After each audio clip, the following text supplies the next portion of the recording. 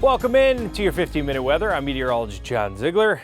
You're with me alone today. I know Courtney was alone yesterday. I had to do a promo shoot. Now she's off. So here's what we're going to do today. I got a lot of stuff we're going to dive into and nerd out. First off, welcome to May. The weather is going to be cooler than average, not just today, but for the entire month of May. Doesn't mean you're not going to get to 80. Doesn't mean you're not going to get some 70s. But overall, I think 60s will become very common. Oh no, 60s. Right, I think the weather's going to be perfect. So, if you're heading out there right now, here's what you need to know for your Friday. Then we'll dive into the nerdy stuff. 54 degrees today. It's warmer than yesterday by 3 degrees. It's going to be less windy than yesterday as well. I think we're going to be expecting just a light breeze. Enjoy 54. Saturday, we're going to start off with frost. I wouldn't be shocked if tonight we get a frost advisory. So it's just best if you're watching this now and you have sensitive plants outside, protect them if you want to keep them safe. And then Saturday afternoon, we're going to have rapid warming. I know there's a Parkinson's walk. I was talking to a lot of folks that have softball tournaments, and they said, we start at 8 a.m. I said, okay, you start at 8 a.m. for a softball tournament. By noon, the temperature is going to go from 38 to around 57 degrees. It's going to rapidly warm. Temperatures will be warming quick Saturday, so shed the layers. Winds at 5 to 10 miles per hour, so a light breeze. Sunday, maybe 10 to 15 mile per hour wind, 67 degrees. The shower chance on Sunday is mainly before 6 a.m. So if you wake up at 7, it's already over. And I don't expect much at all. I'd love rain, but we're probably not going to get it. Monday's rain looks puny. Tuesday looks mainly dry. Wednesday's rain also puny.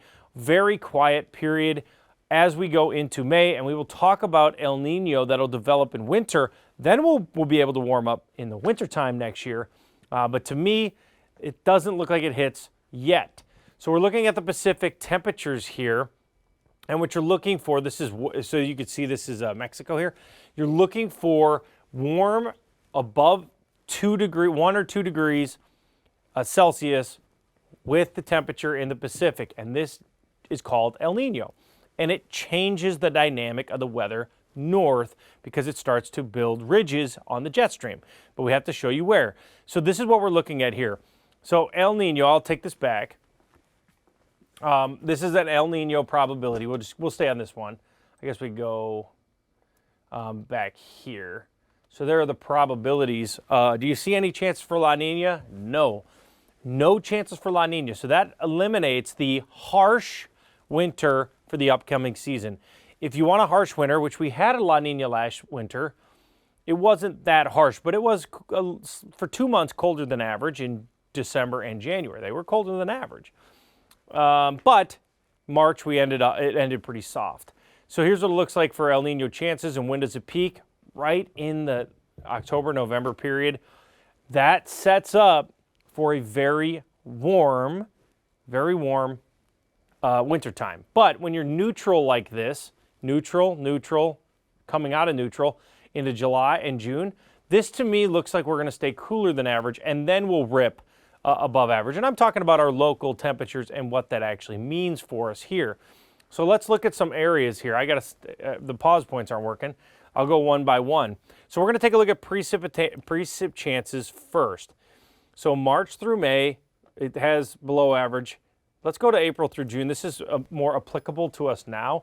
We are expected in the central parts of the country to stay below average. April was above average, so kind of a miss there. But let's go into May. Look at May through July. You're looking at drier than average conditions in the central parts, and even when you go long range into winter.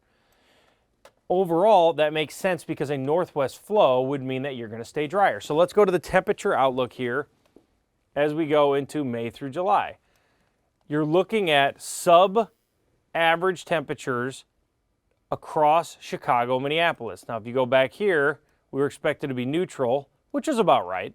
And then you go into May and July, we're going to be below average.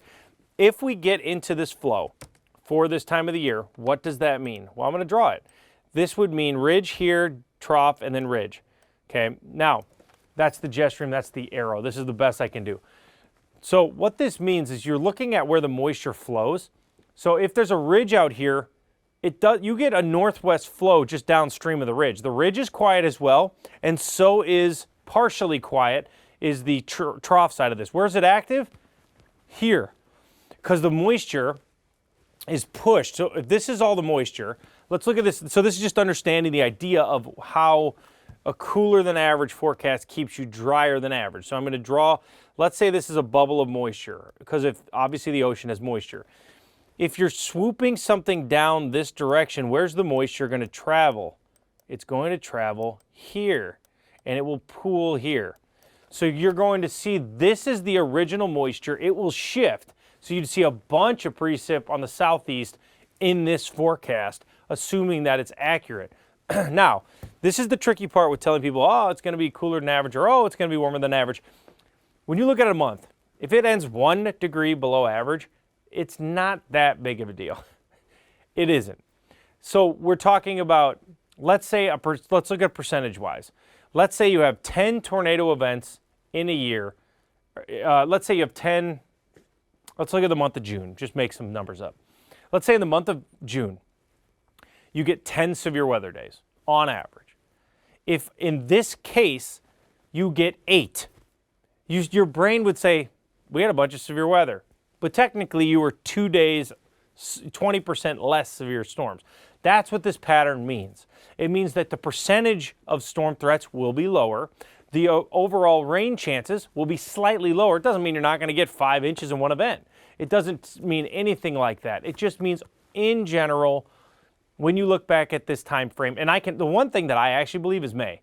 And the reason I believe May is definitely going to be below average is because we have an omega block over here.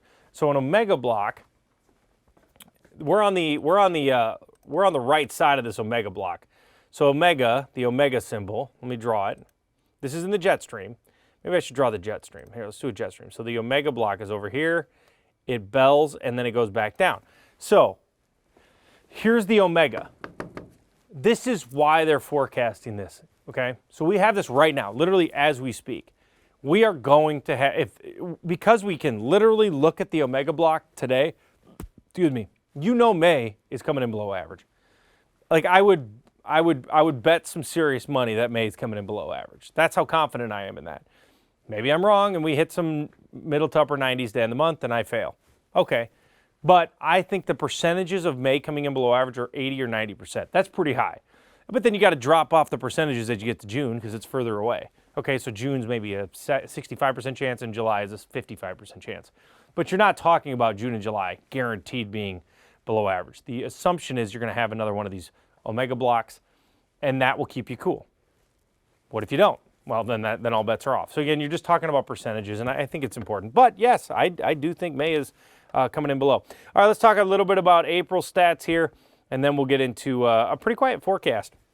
I couldn't figure out how to adapt this bar here. So this bar will probably update and go to the north. But when you look at precipitation throughout the years for April, you can see this, imagine it right here. It's almost every other. This year, no, nah. It's all over the place. But one thing that I notice about April that I think is fascinating is there's really no droughts. And that interests me. Because if I showed you June or July, or really July and August, it's all over the place.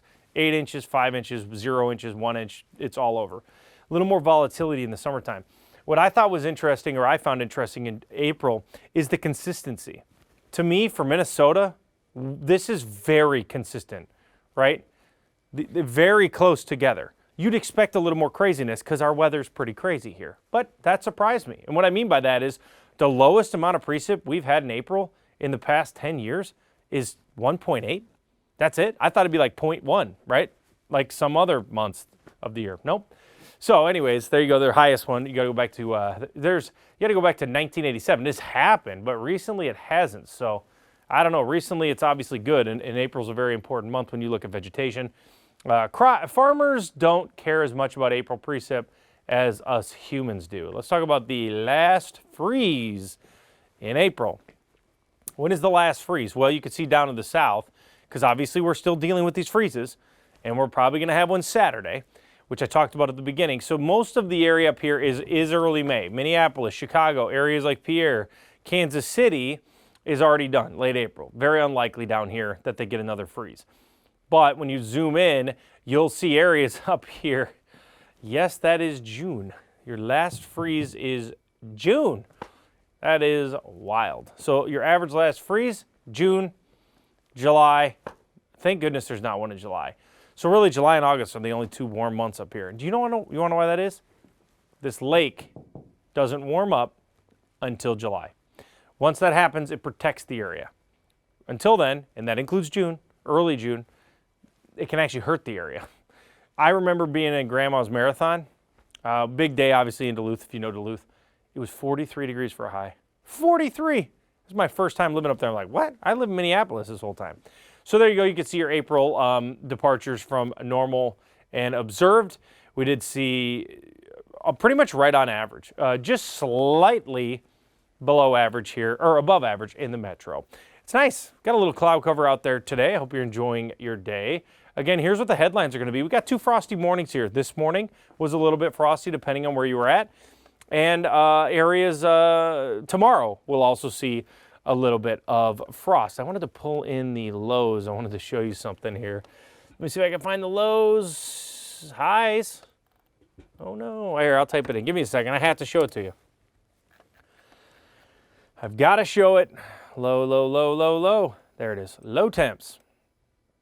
Here's your low temperatures for this morning, which I had a nice chuckle about. With 3, 2, 1, go. Boom. Okay, look at the lows. So this morning, upper 30s, Crystal 38, 36. I would say this is not really even a frost. Now, frost, oh, what? I was like, International Falls was 18 this morning. Just May 1st, 18 degrees. I was like, okay. Now, the one thing is it's such a volatile temperature. It's like touchy. It's like you poke it, it warms up. And it warmed up to 32 degrees in 1 hour. So it was, but it hit 18 is what it is. All right, very quiet morning. It was a clear morning. Overall, very quiet day. Beautiful day. Hope you enjoy your day. Temperatures noon, 49. A little chilly, but by the afternoon, we will get into the 50s, 53 degrees, 54 by the afternoon again. Clearing skies tonight. Now, tonight's lows, I think, will get down into the 20s and 30s again. 53 in Brainerd, 55 down in Marshall, Mankato, Twin Cities, we're at 54. Still cool around the lake. We had talked about that a little bit. That lake is in the 30s and it hurts up there. Overnight lows, see, it's still allowed to get cold. I'm telling you, if this was July, they were going to be warmer than all of us. So 36 degrees in the Twin Cities, 31 in St. Cloud, 29 in Bemidji, 26 in International Falls. Here's what it looks like for the microcast. You see if through 5 p.m., we'll see some partly cloudy skies here at this time, but I do think that will stay pretty quiet. Clearing out tonight, we will stay clear. Here's Saturday at noon. You'll see partly cloudy skies will continue into the afternoon. But if I pull this through, you'll see a little bit of rain trying to come in here at around 9 o'clock, so maybe late Saturday into Sunday. I'm trending this up. I think Sunday needs to be actually, it might be more Saturday night. But anyway, shower before 4 a.m., just indicating, all right, most of this is going to be out of here. A warmer day Sunday, beautiful day on Saturday, but we do have that frosty start, so be aware of that. Here's the next 6 to 10. We went really long range at the beginning, but yes, this is where I'm like, hey, we're going to be chilly in April. We're going to be below average because you have to assume that we have this dry northwest wind coming in from Canada. That thing has got us, and I just don't see anything really that's going to disrupt us too much. Beautiful, beautiful day on Saturday. Enjoy it. Even Bemidji is going to be 63, maybe a little increase in clouds to the northwest, but overall, a great weekend. Here's what it looks like over the next 7 days. May today, enjoy May. It's the best month of the year. I am sold on it. A lot of people like October. I get it. So October is typically more quiet than May, but this May is looking pretty good. Because to me, most Mays mean, yes, we'll have tornadoes. I like tracking severe weather, but to me, this one is going to be very quiet. 63 on Saturday, 67 degrees on Sunday. We'll have that isolated shower really early or maybe late on Saturday. Monday, 63, isolated showers, mainly dry on Tuesday. Do not change your plans. Any of the precip chances that we see when we're in this dry period should just be that. Just a little passing shower, nothing major. And then Thursday, 60. A lot of 50s and 60s on the 7-day forecast. I hope you have a great weekend.